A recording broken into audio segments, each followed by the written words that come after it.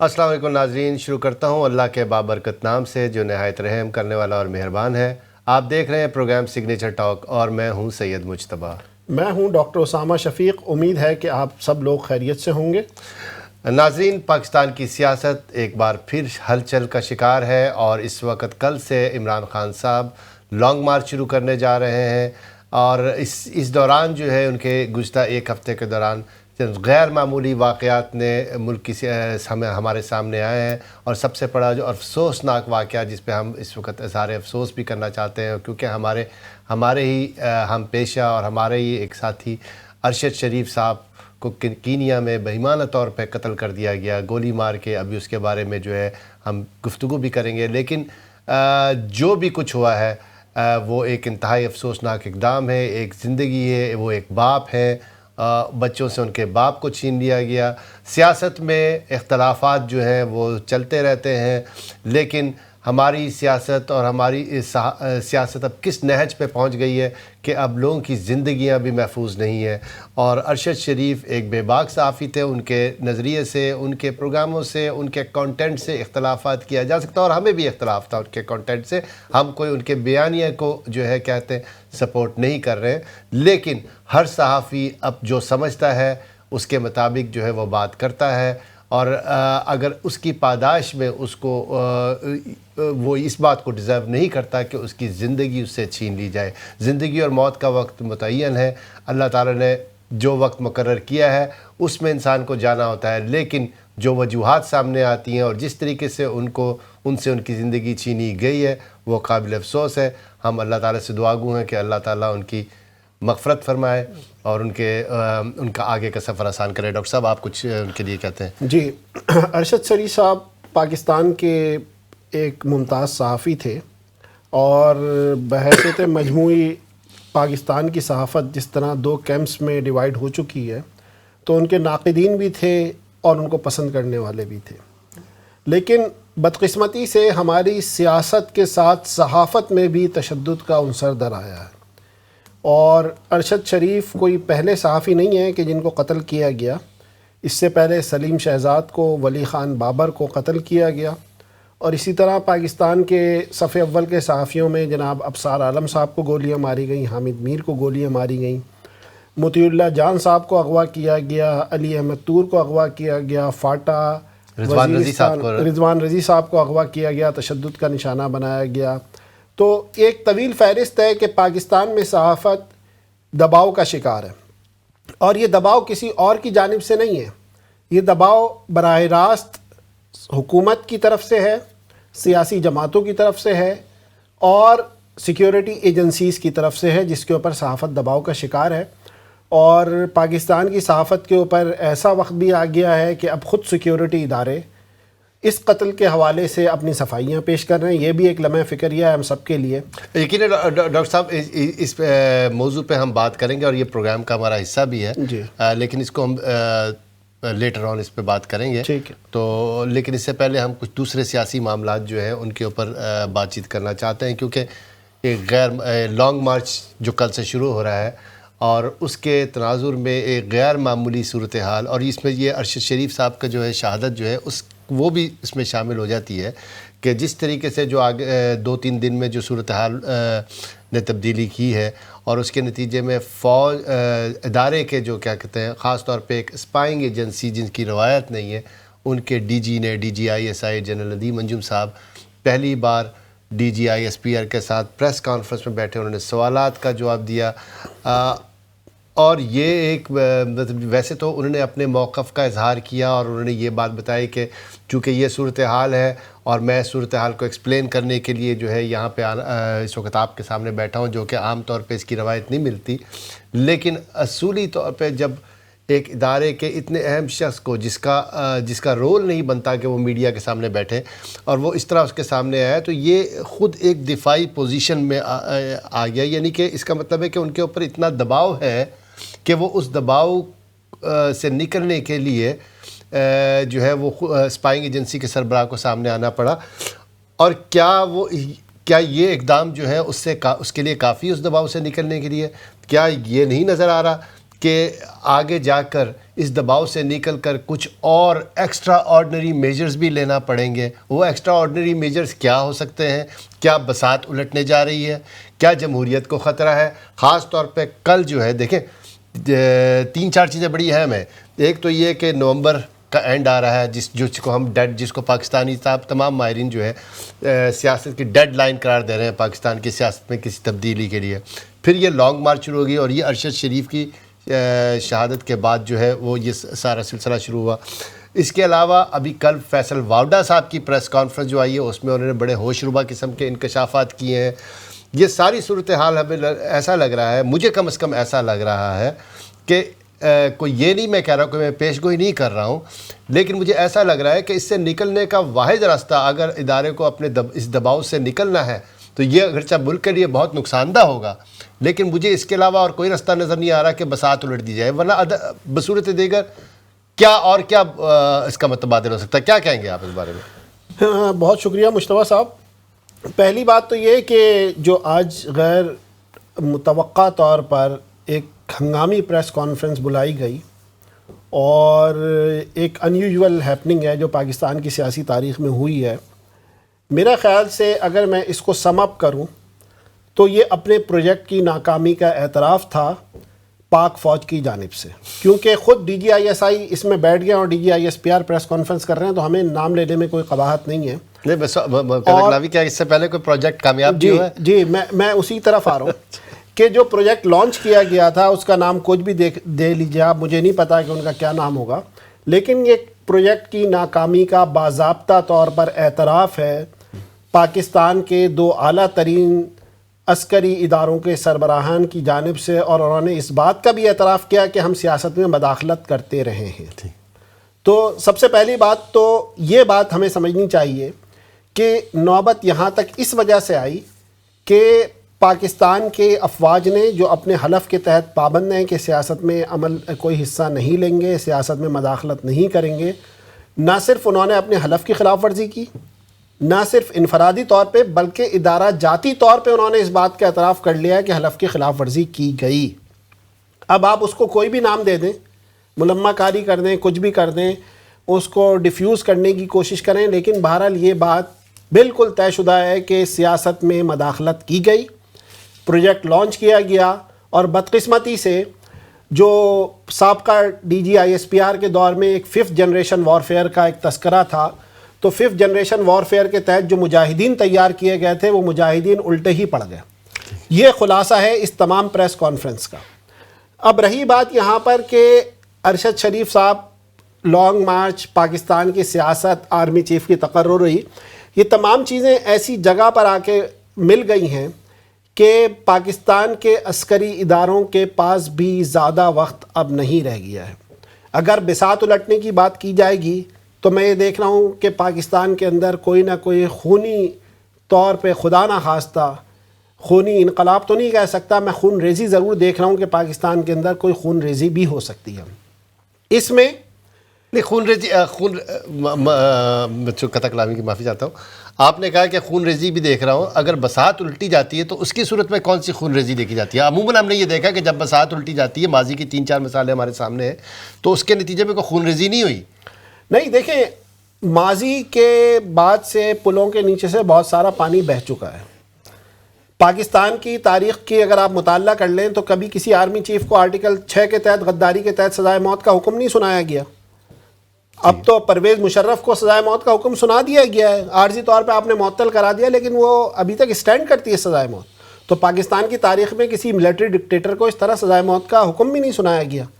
تو تاریخ کے اندر ہمیشہ تاریخ پروگریس کرتی ہے, آگے بڑھتی ہے, اس میں ارتقاء ہوتا ہے, اس میں تبدیلی ہوتی ہے. تو میرا یہ خیال ہے کہ پاکستان اب ماضی کے چیزوں سے بہت آگے بڑھ چکا ہے. اب صحیح طور پہ بڑھا, غلط طور پہ بڑھا, وہ ایک الگ بحث ہے, ہم اس کے اوپر کسی اور پروگرام میں بحث کریں گے.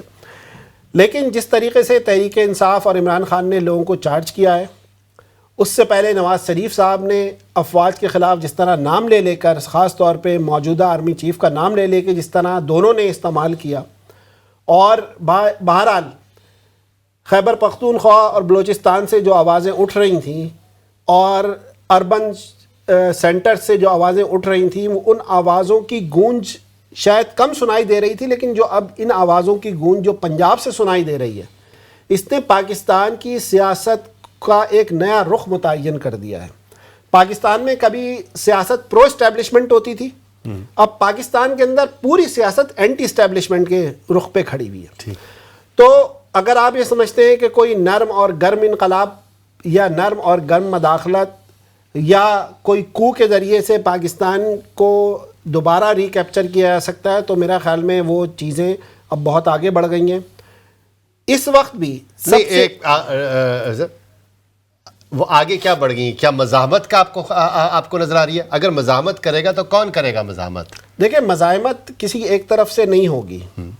میں سمجھتا ہوں کہ جو نیریٹو بلڈ کر دیا گیا ہے، جو ایک بیانیہ بنا دیا گیا ہے، جو ایک سوچ پروان چڑھا دی گئی ہے، صحیح ہے یا غلط ہے اس کا فیصلہ عوام خود کریں گے، ہم کوئی ججز نہیں ہیں، لیکن بہرحال وہ ایک اینٹی اسٹیبلشمنٹ سوچ پاکستان کے اندر اس وقت موجود ہے، چاہے وہ خیبر پختونخوا ہو، چاہے بلوچستان ہو، چاہے وہ پنجاب ہو، یا بڑی سیاسی جماعتیں ہوں۔ ایک دو سیاسی جماعتیں اب بھی پرو اسٹیبلشمنٹ کہلاتی ہیں، لیکن ان کے پاس اتنی فالوئنگ نہیں ہے کہ جس کی بنیاد پر آپ کسی چیز کو مینیج کر سکیں۔ مجھے یہ لگتا ہے کہ عمران خان صاحب اگر لانگ مارچ لے کے نکلے اور خون خرابہ ہوا تو کوئی مارشل لا نہیں لگے گا، بلکہ پاکستان کے اندر حالات مزید خرابی کی طرف جائیں گے۔ تو گویا کہ اس کا مطلب یہ ہے کہ فیصل واودہ صاحب کی جو نے جس چیز کی طرف اشارہ کیا ہے، آپ کو وہ حقیقت نظر آ رہی ہے کہ وہ حقیقت کا روپ دھار سکتی ہے۔ انہوں نے بھی یہی کہا کہ مجھے لاشیں نظر آ رہی ہیں، مجھے خون نظر آ رہا ہے۔ دیکھیں، فیصل واودہ صاحب کی تو معلومات مجھ سے بہت زیادہ ہیں، ظاہر سی بات ہے، ان کو تو وہ چیزیں معلومات دیتی ہیں کہ جو کچھ کرنے والے ہوتے ہیں معلومات ان کو پہلے مل جاتی ہیں، تو میں تو ان سے مقابلہ نہیں کر سکتا۔ میں تو اپنے ناقص رائے کا اظہار کر سکتا ہوں تاریخ کے مطالعے سے اور موجودہ سیاسی حالات سے۔ آپ ان کی اس بات کی نہیں، میں اس بات کی تائید ضرور کر رہا ہوں کہ اگر خون خرابہ ہوا تو پاکستان کے اندر یہ خون خرابہ کوئی عارضی نہیں ہوگا، بلکہ اس کے ریپرکیشن، اس کے اثرات لمبے ہوں گے، اور خدا نخواستہ حاکم بدہن میری بات کو اللہ تعالیٰ غلط ثابت کرے، پاکستان کسی چھوٹی یا بڑی خانہ جنگی کی طرف بھی جا سکتا ہے۔ اچھا، ویسے ایک چیز ہے، میں ابھی تھوڑی دیر پہ آپ نے یہ بات بھی کی کہ ماضی اس کے برعکس ہے صورتحال سامنے، اور اس میں جو ہے ہم نے یہ دیکھا کہ بار بار ادارے کی جانب سے یہ موقف سامنے آ رہا ہے کہ ماضی میں جو کچھ، جیسے آپ نے کہا کہ ماضی میں اعتراف کر رہے ہیں، انہوں نے کبھی اس چیز کو ڈینائی تو نہیں کیا ڈاکٹر صاحب، وہ ہمیشہ اس بات کا اعتراف کرتے رہے۔ ان کے جو دوسرے جو تجزیہ نگار ہیں، ان کے ریٹائرڈ فوجی اور جرنیل وغیرہ جو ہیں، وہ بھی ٹیلی ویژنس پہ آ کے اس بات کا اعتراف کرتے رہے کہ ماضی میں جو غلطیاں ہم سے ہوتی رہی ہیں، اب ادارہ جو ہے ان غلطیوں کا جو ہے اعادہ نہیں کرنا چاہتا۔ لیکن ہم دیکھتے ہیں، اور ابھی گزشتہ دنوں سے، کہ گزشتہ 3-4 سال میں مسلسل ادارے کی جانب سے یہ موقف سامنے آتا رہا ہے کہ ماضی میں جو کچھ ہوتا رہا وہ ایک الگ معاملہ ہے، لیکن اب جو ہے، اور خاص طور پہ کل جنرل ندیم انجم نے یہ بات واضح طور پہ کہی کہ آئندہ جن لوگوں کا یہ فیصلہ ہے کہ ہم نے سیاست میں عمل دخل نہیں لینا، ہم نے سیاست میں انٹرفیئر نہیں کرنا، وہ لوگ ہیں جنہوں نے 10-15 برس تک جو ہے وہ فوج کی قیادت کو سنبھالنا ہے، فوج کو چلانا ہے، اور اس ملک، ظاہر سی بات ہے، جو ہمارا جو کنسیپٹ ہے وہ یہ ہے کہ ملک کو بھی چلانا ہے۔ لیکن ہمیں نظر آتا ہے کہ یہ بالکل اس کے برعکس ہے۔ گزشتہ 3-4 سال سے یہ بیانات سامنے آ رہے ہیں، لیکن خان صاحب جو ہے نے حکومت جانے کے بعد اس بات کا اعتراف کیا کہ میں بالکل بے اختیار تھا۔ اگر وہ بے اختیار تھے تو پھر اختیار کس کے ہاتھ میں تھا؟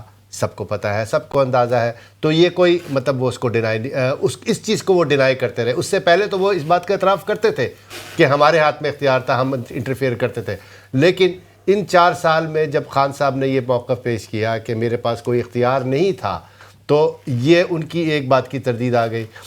ابھی کل ہی پرسوں آسما جہانگیر کانفرنس میں بلاول بھٹو صاحب تقریر کر رہے تھے، تو اس میں جو ہے لوگ نعرے لگا رہے تھے علی وزیر کی رہائی کے لیے۔ تو بلاول بھٹو صاحب نے یہ بات کہی کہ اگر بھائی آپ جا کے ان لوگوں کے ادھر جا کے مظاہرہ کریں جو لوگ ان کو علی وزیر کو چھوڑ سکتے ہیں، تو کیا جب ایک وزیر خارجہ یہ بات کہہ رہا ہے کہ آپ ان لوگوں کے سامنے مظاہرہ کریں، اس کا مطلب ہے کہ وزیر خارجہ یعنی کابینہ کے پاس، جو کہ کابینہ کے ممبر ہیں، ان کے پاس کوئی اختیار نہیں ہے، تو پھر اختیار کس کے پاس ہے؟ کل پروگرام میں حامد میر صاحب کے پروگرام میں ایک اور وفاقی وزیر جاوید لطیف صاحب نے بھی اس بات کا اعلان کہا کہ ہاں ہمارے پاس کوئی اختیار نہیں ہے۔ سوال یہ پیدا ہوتا ہے کہ جب ان کے پاس اختیار نہیں ہے، ادارہ کہہ رہا ہے کہ ہم اب سیاست میں مداخلت نہیں کر رہے، لیکن دوسری جانب سٹنگ گورنمنٹ بھی اور اپوزیشن بھی اس بات کا اظہار کر رہی ہے کہ ہمارے پاس کوئی اختیار نہیں تھی. تو پھر یہ اختیار کس کے پاس تھا؟ کیا یہ اختیار امریکہ کے پاس تھا؟ کیا یہ اختیار چین کے پاس تھا؟ یا یہ اختیار پھر ادارے کے پاس ہی تھا؟ تو یہ ساری چیزیں ایسی ہیں جس سے اندازہ ہوتا ہے کہ اگرچہ ادارہ اس بات کو کہہ رہا ہے کہ ہم عمل دخل نہیں کریں گے، لیکن اس میں حقائق کا کوئی تعلق نہیں ہے اور حقیقت میں ابھی بھی اختیار اسی کے پر ہے. دوسری چیز ڈاکٹر صاحب کی بات کا میں ایک بات کرنا چاہتا ہوں کہ اب جو ہے پہلی بار جو ہے آرٹیکل 6 کا اطلاق بھی کیا گیا ایک اس کے اوپر، لیکن ہم دیکھتے ہیں کہ ادارہ اس بات پہ بظاہر نادم ہونے کے باوجود اس نے نہ صرف صدر پرویز مشرف کے خلاف آرٹیکل 6 کی سزائے موت پہ عمل درآمد رکوایا، بلکہ ان کو اس بیماری کی حالت میں ملک میں واپس لے کر آئے. ابھی ان کو رکھا ہوا ہے، وہ شدید بیمار ہیں، ان کی فیملی یہ بتا چکی ہے کہ یہ ناقابل علاج مرض ہے، تو اس حصے میں کبھی بھی کچھ ہو سکتا ہے. تو اگر یہ معاملہ جو ہے مطلب جو ہے ان کی باعزت اختتام کی جانب جو ہے ان کی پوری کوشش ادارے کی کہ ان کو باعزت اختتام تک پہنچایا جائے، تو پھر یہ ساری چیزیں پھر یہ کہنا کہ ہم مداخلت نہیں کر رہے، اس بارے میں کیا کہیں گے؟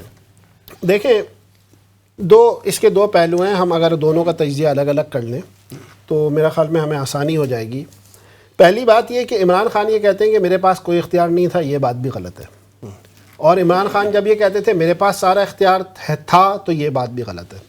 عمران خان نے پہلے 6 ماہ میں 2 وزرائے خزانہ تبدیل کر دیے. کیا ان کو GHQ نے یا چیف آف آرمی اسٹاف نے کہا تھا کہ وزیر خزانہ تبدیل کر دو؟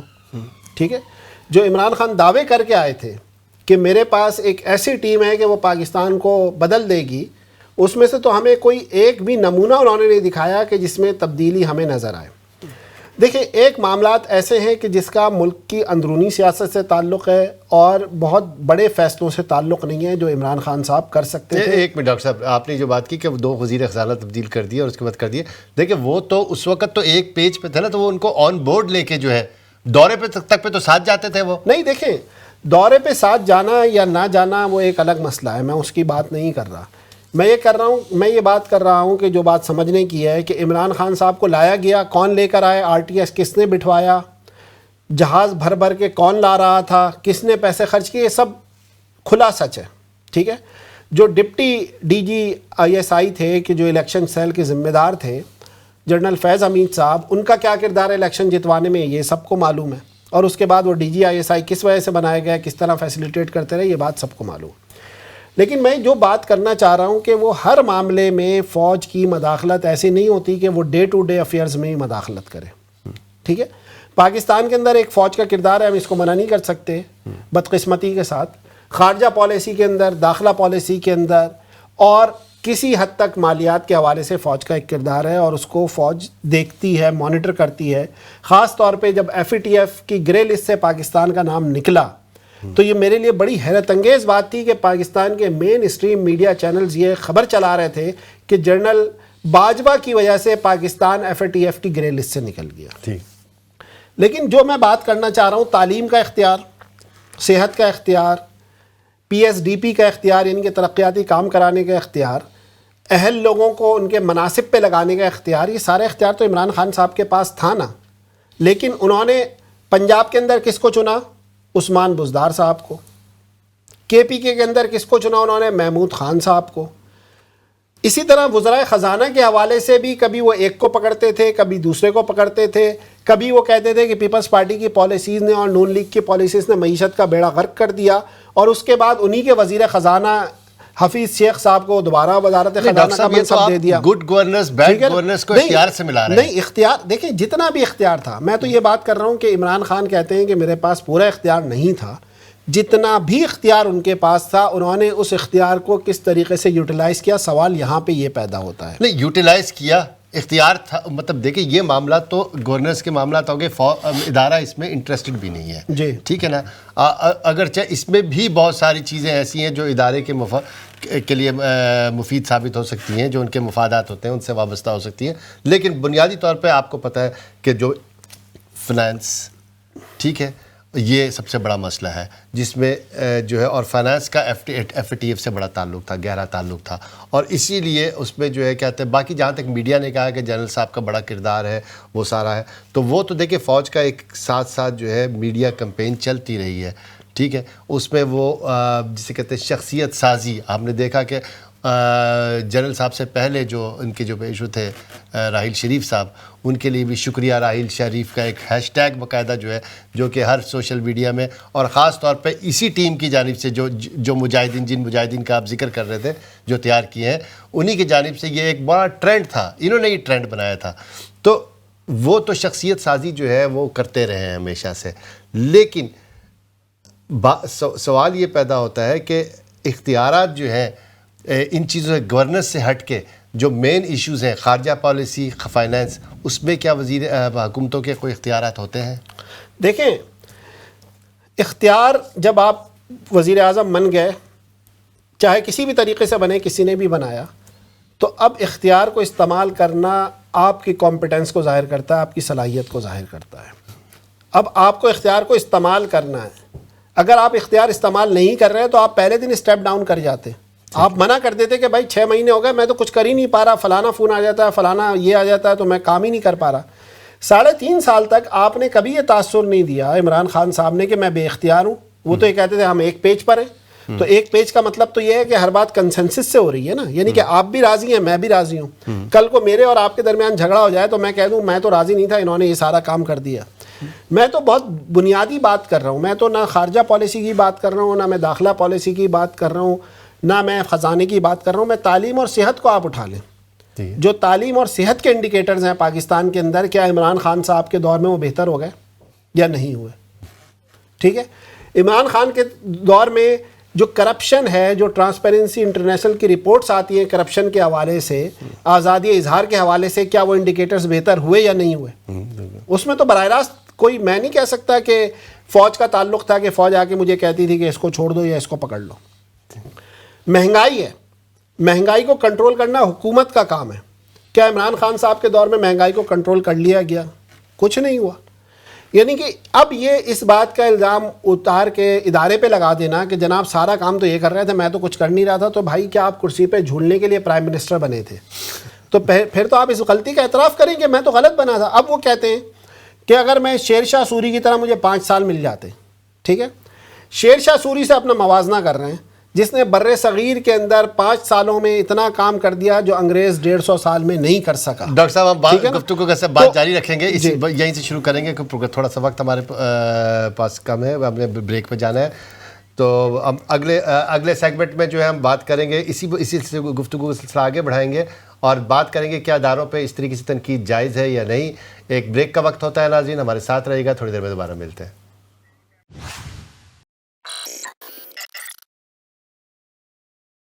ویلکم بیک ٹو دا شو۔ ناظرین، ہم بات کر رہے تھے پاکستان میں سیاست اور جس وقت جو صورتحال ہے، اور گفتگو سلسلہ وہیں سے بڑھائیں گے۔ اداروں کے حوالے سے بات ہو رہی تھی کہ اداروں کو تنقید کا نشانہ بنایا جا رہا ہے۔ جنرل ندیم انجم نے بھی یہی بات کہی کہ جو ہے سپہ سالار کے اوپر جو ہے غلیظ کا لفظ استعمال کیا انہوں نے کہ غلیظ الزامات لگائے گئے، ان کے بچوں کے اوپر الزام لگائے گئے جنرل باجوہ صاحب کے حوالے سے، اور انہوں نے کہا اسی لیے مجھے آنا پڑا۔ ڈاکٹر صاحب، ایک بات تو ہے نا کہ بہرحال ہم اس بات سے تو آپ بھی اتفاق کریں گے اور ہر کوئی اتفاق کرے گا کہ ادارے جو ہے، یہ ادارہ جو ہے پاکستان کی بقا ایک دوسرے سے جو ہے لازم و ملزوم ہے ایک دوسرے کے ساتھ، ٹھیک ہے نا۔ یہ مطلب یہ ایسا نہیں ہے کہ اگر اس ادارے کو، اب یہ پتہ نہیں ادارہ ہے یا محکمہ ہے، مجھے تو یہ بھی اس بارے میں کہتے ہیں، ویسے تو یہ حکومت پاکستان کے زیر اہتمام ایک محکمہ ہے ادارے کی، لیکن چونکہ اب اس کو ادارے کے نام سے کہتے تو ہم ادارے کا لفظ استعمال کریں گے، تو کیا پورے ادارے یا محکمے کو ہدف تنقید کا نشانہ بنانا، آپ اپنی رائے دیں پھر میں اپنی رائے بھی دے دوں گا اس بارے میں، جائز ہے یا نہیں ہے، یا جیسا کہ ہمارے قابل جسٹس صاحب جو ہیں فائز عیسیٰ صاحب نے اس پہ کہا ہے کہ صرف افراد کو نشانہ بنایا جانا چاہیے، کیا ہونا چاہیے، کیا یہ درست ہے؟ یہ دیکھیں، مسئلہ تنقید سے زیادہ میں یہ سمجھتا ہوں کہ حدود کا ہے، اور پاکستان کی صحافت میں بھی بدقسمتی سے، مین اسٹریم میڈیا کے اندر بھی، سوشل میڈیا کو تو آپ چھوڑ دیں، جو زبان اور جو تنقید کے لیے الفاظ استعمال کیے جاتے ہیں وہ انتہائی نامناسب ہیں. اور میں یہ سمجھتا ہوں کہ اس میں سب سے پہلا کردار تو ہم جو مین اسٹریم میڈیا ہے بشمول ہمارا ہے کہ ہم اس کے اندر کچھ حدود اور قیود کا خیال رکھیں. ٹھیک ہے. کیونکہ ایک طرف سے پروپیگنڈا شروع ہوتا ہے تو دوسری طرف سے بھی پھر اسی قسم کی غلیظ زبان، غلیظ الفاظ، گھٹیا الزامات، بے سر و پا الزامات کا سلسلہ شروع ہو جاتا ہے. اور یہ بات کسی سے ڈھکی چھپی نہیں ہے کہ آج تو انہوں نے باضابطہ طور پہ ایک ٹی وی چینل اور ان کے مالک کا نام لیا، کل تک وہ ٹی وی چینل ان کی گڈ بک میں شمار ہوتا تھا. تو اچانک کیا ہوا؟ ٹھیک ہے. اسی طرح انہوں نے سوشل میڈیا کا بار بار تذکرہ کیا. تو یہ سوشل میڈیا کے جو واریئرز آپ نے بنائے ہیں، کس نے تیار کیے؟ یہ کس نے تیار کیے تھے؟ کس نے ان کو اتنی گھٹیا زبان تک، اور میں تو ایسے الفاظ استعمال بھی نہیں کر سکتا ٹی وی اسکرین پہ بیٹھ کے، جو کچھ رمضان المبارک کے اندر ٹرینڈز ٹویٹر پہ ہوتے تھے، رمضان کے مقدس مہینے کے اندر پاکستان جیسے مذہبی ملک کے اندر ایسے ٹرینڈ بنائے گئے ٹویٹر کے اوپر بیٹھ کے کہ جو ہم یہاں پہ اس کو بتا نہیں سکتے کہ کون سے ٹرینڈ تھے. دوسری بات یہ کہ یہ بات بالکل درست ہے کہ جرنلز کے حوالے سے بات ہونی چاہیے، لیکن اداروں کے حوالے سے بات نہیں ہونی چاہیے. قاضی فائز عیسیٰ صاحب نے بھی آسمہ جہانگیر کانفرنس کے اندر اس کے اوپر بات کی کہ ہم کسی فرد کے اوپر بات کریں گے لیکن ہم کسی ادارے کے اوپر بات نہیں کریں گے. لیکن مجھے تھوڑا سا اختلاف ان کی بات سے یہ ہے کہ جب ادارہ مل کر کوئی کام کرے تو اس کی ادارے کی وہ پالیسی ہوتی ہے جس کے اوپر تنقید ہونی چاہیے. آپ یہ نہیں کہہ سکتے کہ فرد واحد کی پالیسی تھی، جب ادارہ اس پالیسی کو ٹو کر رہا ہے تو اس کا مطلب یہ ہے کہ ادارہ اس کے ساتھ شامل حال ہے. مثال کے طور پہ جنرل پرویز مشرف صاحب نے 12 اکتوبر 1999 کو جب اقتدار پہ قبضہ کیا تو جنرل پرویز مشرف کا ایکٹ نہیں تھا، پاک فوج کا ایکٹ تھا. اس کے نتیجے میں جو اچھائی ہوئی یا برائی ہوئی وہ تمام چیزیں ادارے کے کھاتے میں جائیں گی. ٹھیک ہے. اسی طریقے سے ماضی قریب میں lieutenant general Pakistan army general Asim Saleem Bajwa صاحب کی فورن انویسٹمنٹ کے حوالے سے جب رپورٹ آئی اور وہ نیوز بریک کی گئی تو اس وقت وہ سی پیک اتھارٹی کے چیئرمین تھے، سربراہ کے طور پہ کام کر رہے تھے اور وزیر اعظم کے مشیر بھی تھے وہ. ٹھیک ہے. تو ہونا تو یہ چاہیے تھا کہ پاک فوج خود انیشیٹو لیتی اور کہتی کہ ہم کیونکہ ہمارے کوڈ آف کنڈکٹ کی خلاف ورزی کا یہ ڈیورنگ سروس یہ ایسٹس آئے ہیں تو ہم اس کا خود نوٹس لیتے ہوئے ہم اس کے خلاف کارروائی کریں گے. ٹھیک ہے. لیکن آپ ان کو سیف ایگزٹ دے دیں. ٹھیک ہے. ان کو جانے دیں، ان کے خلاف میڈیا کو بات نہ کرنے دیں اور جو بات کرے اس کے اوپر دباؤ آنا شروع ہو جائے. اور یہی معاملہ جب سابق وزرائے اعظم یا سیاست دانوں کے حوالے سے ہو تو آپ پوری سیاست کو کرپشن کا گڑھ قرار دے دیں. ٹھیک ہے. آپ پھر فرد کو نہیں کہتے کہ فرد غلط ہے، پھر آپ کہتے ہیں کہ سیاست دان غلط ہے. بالکل. تو جب یہ بات آئے گی تو دوسرا نیریٹو بھی آئے گا کہ جب سیاست دان کرپٹ ہیں تو ایک فرد کی وجہ سے جنرل عاصم سلیم باجوہ کی طرف سے سارے جرنیل کرپٹ ہیں.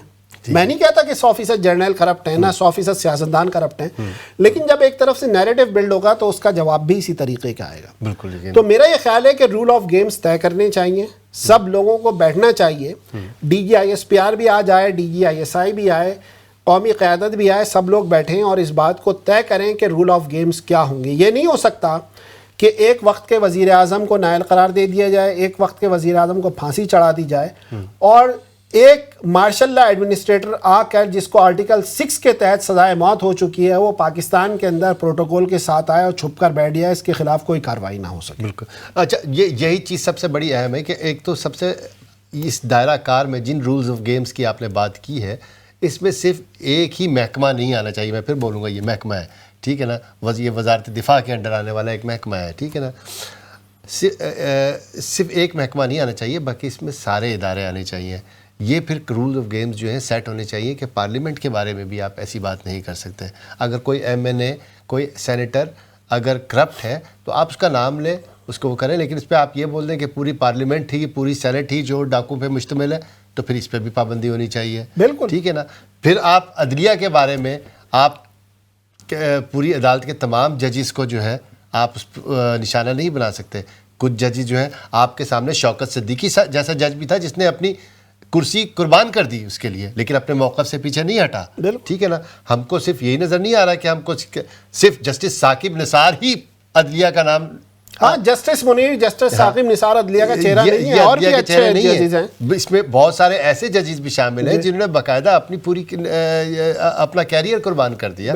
تو پھر آپ کو یہ بھی خیال رکھنا پڑے گا کہ عدلیہ پہ بات کرتے ہوئے بھی پھر خود پارلیمنٹ جو سب سے مقدم ادارہ جس کو کہتے ہیں وہ پارلیمنٹ ہے. کیونکہ جب ہم بات کرتے ہیں اسٹیبلش میں فوج کی بات کرتے ہیں تو ہم ایک فوج کے بارے میں بات کرتے ہیں. جب ہم عدلیہ کی بات کرتے ہیں تو ہم چیف جسٹس صاحبان کے بارے میں بات کرتے ہیں. لیکن جب ہم پارلیمنٹ اور اس کی بات کرتے ہیں تو ہم عوام کی بات کرتے ہیں. یہ وہ ادارہ ہے جو عوام ہے. تو آپ بنیادی طور پہ عوام کے اوپر تنقید کرتے ہیں جو اصل اس ملک کے مالک ہیں. تو پھر یہ رول آف گیم جو ہے سب کے اوپر سیٹ ہونا چاہیے. دوسری چیز جو میں کہہ رہا تھا وہ یہ کہ جب آپ کہتے ہیں کہ جسٹس فائز عیسیٰ صاحب نے بھی یہ بات کی اور بہت سارے اور لوگوں نے بھی، مسلم لیگ نون کا بھی یہی موقف ہے کہ ادارے کو نہیں نشانہ بنانا چاہیے بلکہ شخصیات کو نشانہ بنانا چاہیے.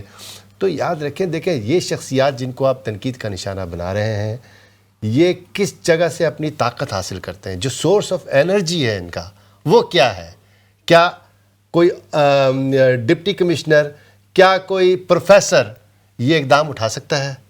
کیوں نہیں اٹھا سکتا؟ اس لیے کہ اس کے پاس جو انرجی کا وہ نہیں ہے اس کے پاس. لیکن ایک جنرل یہ اقدام اٹھا سکتا ہے اس لیے کہ اس کے پاس سورس موجود ہے انرجی کی جس سے وہ طاقت حاصل کرتا ہے. تو پھر جب آپ اس جنرل کو ہدف تنقید کا نشانہ بنائیں گے تو اس سورس آف انرجی کو بھی تنقید کا نشانہ بنائیں گے. پھر تیسری چیز یہ جو سب سے اہم چیز ہے کہ جب آپ واقعی ادارے کے اوپر دنیا بھر میں تنقید نہیں ہوتی، برطانیہ میں ادارے کے اوپر تنقید نہیں ہوتی، امریکہ میں ادارے کے اوپر تنقید نہیں ہوتی، لیکن وہ ادارہ ہوتا ہے، سیاسی جماعت نہیں ہوتا. جب آپ یہاں تک سیاست میں بات ہونا شروع ہو جائے کہ بھائی فوج کو سیاسی کردار ہونا چاہیے تو سیاست دان کے اوپر اور سیاسی ادارے کے اوپر تنقید کی جاتی ہے. دیکھیں مسئلہ یہ ہے کہ ہم نے لائنز کبھی ڈرا کرنے کی کوشش نہیں کی. یہ ایک بنیادی سوال ہے. ہم نے جس نے بھی ادارے کے اوپر یا فوج کے اوپر تنقید کی ہم نے اس کو غدار قرار دے دیا. ٹھیک ہے. جس نے کوئی سوال اٹھایا ہم نے اس کو غدار اور دہشت گرد قرار دے دیا. دیکھیں یہ سب مکافات عمل ہے جو کچھ آج ہو رہا ہے. جو غدار قرار دلوا رہے تھے آج وہ آ کے اپنی غداری کے حوالے سے صفائیاں پیش کر رہے ہیں کہ ہمیں میر جعفر اور میر صادق کہا جا رہا ہے. ٹھیک ہے. میر جعفر اور میر صادق کوئی محسن تو نہیں تھے، غداری تھے نا. بالکل. تو مسئلہ یہ ہے کہ دیکھیں لائنز ڈرا کرنی چاہیے اور ان لائنز کی پھر پاسداری کرنی چاہیے. جب یہ کہا جاتا ہے کہ ریڈ لائن عبور کر لی یا ریڈ لائن کراس کر لی تو یہ بھی سیاست کے اندر بھی ریاست کے اندر بھی ریڈ لائنز موجود ہیں کہ جن کو کسی کو عبور نہیں کرنا چاہیے. میں تو اس کی مثال دے رہا ہوں کہ سنگین غداری آرٹیکل 6 آئین کی پامالی یہ سنگین غداری ہے، یہ ریڈ لائن ہے. جو اس کو کراس کرے گا اس کے خلاف ریاست اقدام کرے گی. ٹھیک ہے. جب آپ اس ریڈ لائن کو بھی کراس کر لیتے ہیں تو پھر آپ دوسروں سے بھی یہ توقع نہ رکھیں کہ وہ ریڈ لائن کراس نہیں کریں گے. یا تو سب بیٹھیں، کنسنسس ہو، سب لوگ اپنی غلطیوں کا اعتراف کریں اور مانیں کہ پاکستان کے اندر صرف سیاستدان کرپٹ نہیں ہیں، جج بھی کرپٹ ہیں، جرنیل بھی کرپٹ ہیں، جرنلسٹ بھی کرپٹ ہیں، سیاستدان بھی کرپٹ ہیں، بیوروکریسی بھی کرپٹ ہے. ٹھیک ہے. سب کرپٹ ہیں جس کی وجہ سے ہمارا معاشرہ یہاں تک پہنچا ہے. لیکن آپ ایک ادارے کو یا ایک طبقے کو بالکل سپرمین بنا کے پیش کر دیں کہ صاف شفاف فرشتے پاک باز لوگ یہی ہیں، باقی سارے چور بھی ہیں، لٹیرے بھی ہیں، غدار بھی ہیں، کرپٹ بھی ہیں. تو پھر اس کا حل کیا ہے؟ مطلب آپ جو کہہ رہے ہیں کہ ریڈ لائن عبور نہیں کرنی چاہیے، رول آف گیمز تیار کرنے چاہیے. کیسے رولز آف گیم تیار کریں؟ رولز آف گیمز تو تب تیار ہوں گے جب یہ سب ساتھ بیٹھیں. ٹھیک ہے نا. جب یہ سب ساتھ بیٹھیں گے تو کیا یہ بات آئینی ہوگی کہ عدلیہ کے نمائندے، اسٹیبلشمنٹ کے نمائندے وہ ساتھ بیٹھیں؟ کیا یہ بات آئینی ہوگی؟ دیکھیں آئینی اور غیر آئینی کی بحث سے آگے بڑھ کر کیا یہ بات آئینی تھی کہ 2/3 اکثریت کے ساتھ ترمیم کر دی جائے کہ فوج کے سربراہ کی مدت ملازمت کیا ہوگی؟ آپ نے راستہ نکالا نا. دیکھیں آپ نے راستہ نکالا نا، آئین کے اندر ترمیم کی آپ نے 2/3 اکثریت کے ساتھ. تو آپ کیا کہہ رہے ہیں کہ کیا آئین میں اس طرح کی ترمیم ممکن ہے کہ ادارے کے سربراہ جو ہے یا ادارے کا نمائندہ جو ہے، کسی بھی ادارے کا نمائندہ، میں کسی ایک ادارے کی بات نہیں کر رہا، وہ بھی سیاستدانوں کے ساتھ بیٹھ کے رول آف گیمز تیار کریں؟ دیکھیں کیا اس کو کانسٹیٹیوشن اس بات کا اختیار دیتا ہے؟ دیکھیں پوری دنیا کے اندر جب رول آف گیمز طے ہوتے ہیں تو سب کا انپٹ اس کے اندر موجود ہوتا ہے. ایسی بات نہیں ہے کہ اگر سیکیورٹی کے حوالے سے کوئی برطانیہ کے اندر بھی پارلیمنٹ کوئی میجر لینا چاہے گی تو اس میں حساس اداروں کا انپٹ موجود نہیں ہوگا، خالی تمام اراکین پارلیمنٹ مل کے ڈیبیٹ کر کے کوئی بات طے کر لیں گے، انپٹ سب کا موجود ہوتا ہے.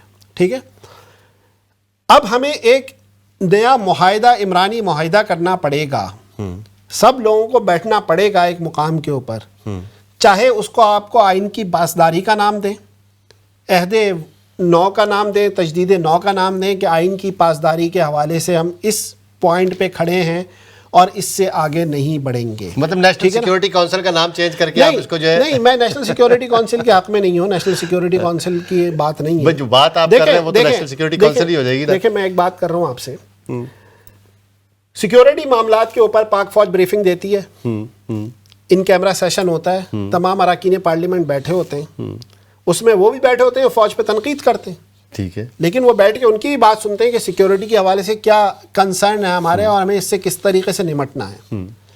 تو میں یہ چاہتا ہوں کہ کوئی ایسی گول میز کانفرنس ہو کہ جس میں سارے لوگ بیٹھیں. یعنی کہ آپ انگریز سے ایک طرف جد و جہد بھی کر رہے تھے آزادی کی اور اسی حوالے سے اس کے ساتھ مذاکرات بھی کر رہے تھے. مجھے ابھی تک یہ چیز جو آپ جو بات کر رہے ہیں، آپ کی تجویز واقعی اگر ایسا ہو جائے تو بہت اچھی بات ہے، لیکن مجھے جو چیز سمجھ نہیں آ رہی کہ اس میں جو بھی اگر کوئی بات طے ہوتی ہے اس کے سگنیٹریز کون ہوں گے. ان پٹ آپ نے کہا، ان پٹ ایک الگ معاملہ ہے، سگنیٹریز کون ہوں گے.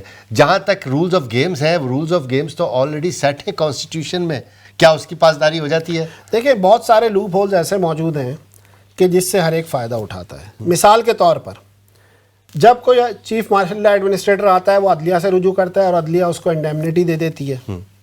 ٹھیک ہے، یہ معاملہ ہے. سپریم کورٹ کے ججز کون ہوں گے یہ رول آف گیم میں طے نہیں ہے، یعنی کہ یہ بات طے نہیں ہے آئین میں کہیں سینئر موسٹ ہی ہائی کورٹ سے سپریم کورٹ میں جائے گا، اور اس کا پرفارما کیا ہوگا، کس بنیاد پر اپائنٹمنٹ ہوگی، یہ بھی طے نہیں ہے. ٹھیک ہے، آرمی چیف کون ہوگا یہ طے نہیں ہے. اس لحاظ سے طے نہیں ہے کہ وزیر اعظم کے پاس اختیار ہے کہ وہ آرمی چیف کی سمری بھیجے گا اور صدر اس کے اوپر دستخط کر کے اس کو توثیق کر دے گا، اپوائنٹ ہو جائے گا. لیکن آرمی چیف کون ہوگا، سینئر موسٹ ہوگا، سیکنڈ نمبر کا ہوگا، تھرڈ نمبر کا ہوگا، 10ویں نمبر کا ہوگا، 12ویں، یہ ثواب دید ہے. ٹھیک ہے، تو کم سے کم جہاں پہ ہم نے یہ محسوس کرتے ہیں کہ یہ لوپ ہولز ہیں کہ جس کی بنیاد پہ سیاست اپنی پٹری سے اتر جاتی ہے، ریاست کسی اور طرف چلی جاتی ہے، ہمیں یہ بات طے کرنی ہوگی، چاہے کڑوا سچ ہو یا تلخ سچ ہو، کہ چیف آف آرمی اسٹاف کسی ملک کے دورے نجی طور پہ یا انفرادی طور پہ نہیں کرے گا، کسی ملک کے سفیر سے ملاقات نہیں کرے گا. ٹھیک ہے، D G I S P R chief of army staff کا پاکستان میں سیاست کے حوالے سے کوئی بیان جاری نہیں کرے گا.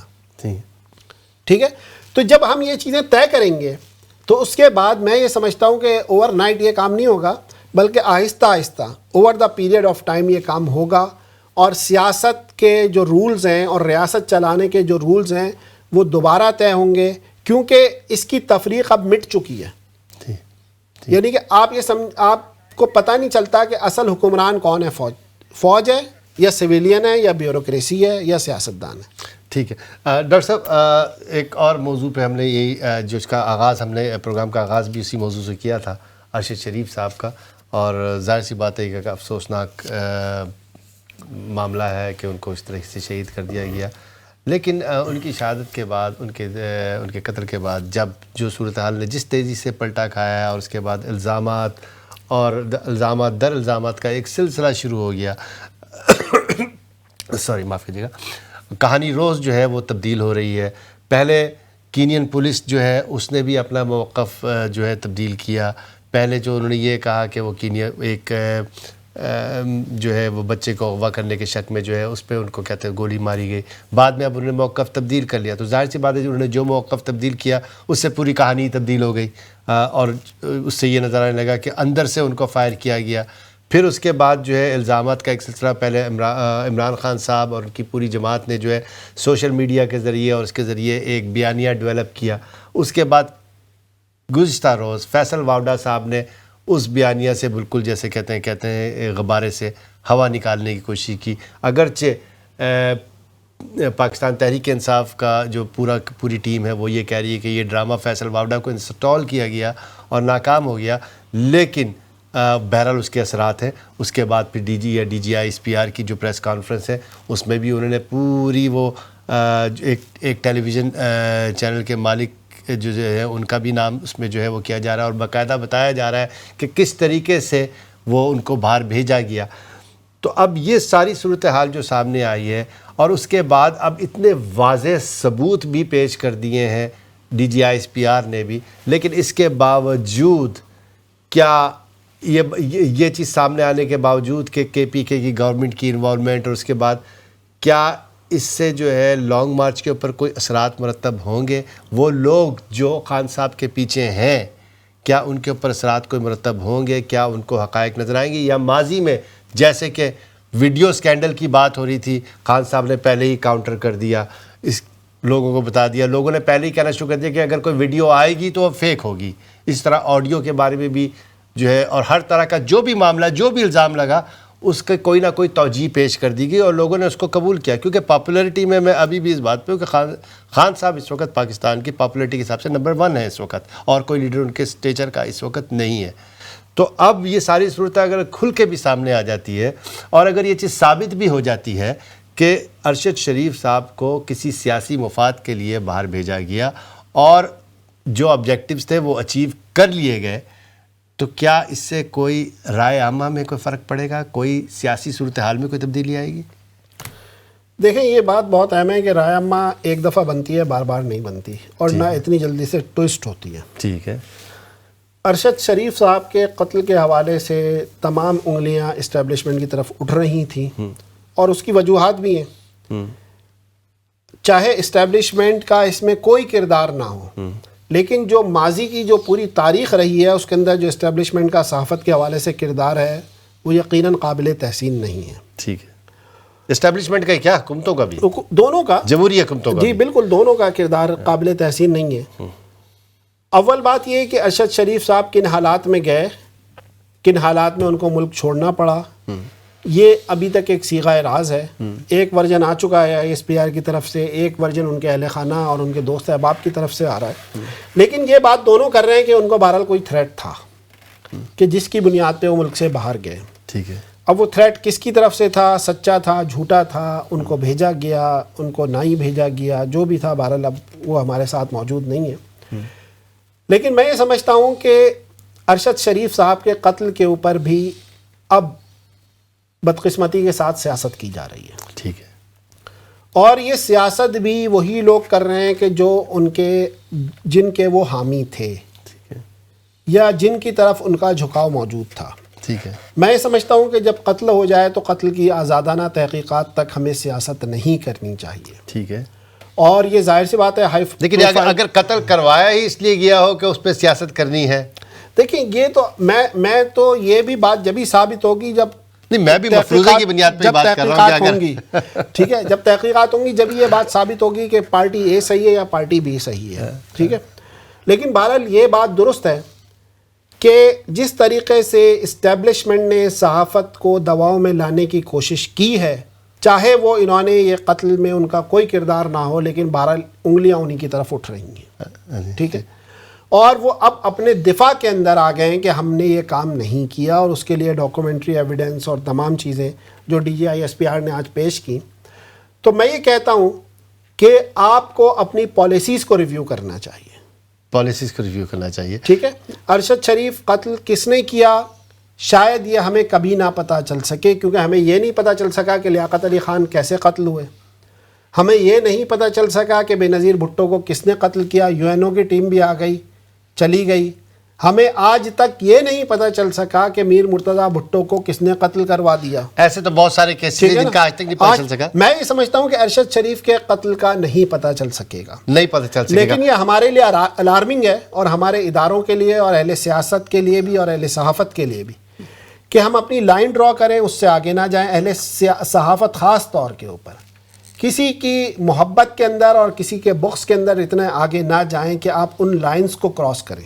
تو کیا اس کا مطلب ہے کہ آخری وقت ہے پروگرام کا, ہم نے سیاست کے اوپر بات کی, اداروں کے اوپر بات کی, سب چیزوں کے اوپر بات کی, تو صحافت بھی کہیں نہ کہیں جو ہے, کیونکہ ایک صحافی متاثر ہوا ہے, صحافت بھی کہیں نہ کہیں جو ہے وہ مجرم ہے اس ساری چیز کی. اگر اس کو اس دباؤ کا سامنا ہے، اگر اس کو اس قسم کے پاکستان میں، اور آج کی بات نہیں 70 سال سے یہ صورتحال، اس سے پہلے ایبڈو اور پتہ نہیں کہ کون کون سے قوانین ہوا کرتے تھے. آپ استاد بھی رہے میڈیا کے، آپ بتائیں کہ کیا کوئی ایسا ہے کہ پاکستان کی صحافت اس چیز سے نکل سکے، اس دباؤ سے، وہ بھی اپنا کردار جو ہے ادا کر سکے اور اس طرح کی صورتحال کا بھی سامنا نہ کرنا پڑے؟ 1 منٹ آپ کے پاس. میں یہ چاہوں گا کہ سب سے پہلے اہل صحافت اپنا ہاؤس ان آرڈر کریں. ارشد شریف کے بےایمانہ قتل کے باوجود گو کہ میں ان کی پالیسیز کا ناقد رہا ہوں، لیکن بہرحال ایک مظلومانہ قتل ہے، میں اس کو قتل کہنا چاہیے. ایسے لوگ صحافیوں کے اندر موجود ہیں کہ جو اس قتل کو دیگر چیزوں سے ملا رہے ہیں. تو میں یہ سمجھتا ہوں کہ اہل صحافت کو اپنا ہاؤس آرڈر کرنا چاہیے اور اس کے بعد اس بڑے مقصد کے لیے اٹھ کھڑا ہونا چاہیے. آپ کو پتہ ہے حامد میر کو گولیاں لگی تو اہل صحافت ہی کہہ رہے تھے ڈرامہ کر رہا ہے. اب سار عالم کو گولیاں لگی تو اہل صحافت ہی کہہ رہے تھے ڈرامہ کر رہا ہے. رضوان رضی کے بارے میں کہا کہ سافٹ ویئر اپڈیٹ کر دیا. علی احمد تور کو کہا کہ لڑکی کے بھائی آئے تھے انہوں نے پٹائی لگا دی. تو یہ اہل صحافت ہی اپنا مذاق اڑا رہے تھے. تو جب تک اہل صحافت ایک جگہ پہ یکجا نہیں ہوں گے، جب تک صحافت اس دباؤ سے نہیں نکل پائے گی. کہنے کا مقصد یہ ہے کہ صحافیوں کی کوئی باڈی ہونی چاہیے جو خاص طور پہ ان لوگوں کا بائیکاٹ کریں جو اس طرح کی صورتحال کے درپیش صحافیوں کے بارے میں مذاق اڑاتے ہیں. اللہ مغفرت فرمائے ان کی، ارشد شریف صاحب کی. یہ بھی اپنے ولاگز وغیرہ بنایا کرتے تھے. خیر اب اس بات کو ذکر کرنا بالکل وہ ہے، لیکن یہ کہ اس طرح کے بہت سارے لوگ جو ہیں سوشل میڈیا پر اس طرح کی کارروائی کرتے رہے ہیں مسلسل. اور میں سمجھتا ہوں کہ صحافیوں کو ایک مشترکہ پلیٹ فارم بنا کے ایسے لوگوں کا بائیکاٹ کرنا چاہیے جو اس طرح کا مذاق بناتے ہیں. کوئی صحافی اس چیز کا شکار ہو تو اس کا اس طرح کا مذاق بنایا جائے یا اس کی کوئی اس طرح کی صورتحال ہو تو اس پہ جو ہے ان کا بائیکاٹ کرنا چاہیے. یہ فیصلہ صحافیوں کو خود کرنا ہوگا. ناظرین آپ نے گفتگو سنی، پروگرام کا وقت جو ہے اب ہمارے پاس ختم ہونے جا رہا ہے. اگلے ہفتے پھر ہم اسی وقت آپ کے سامنے کسی نئے موضوع کے ساتھ حاضر خدمت ہوں گے. اس وقت تک کے لیے مجھے سعید مجتبیٰ کو، ڈاکٹر اسامہ شفیق کو اسلام چینل لندن اسٹوڈیو سے اجازت دیجیے. پھر ملیں گے. اللہ حافظ.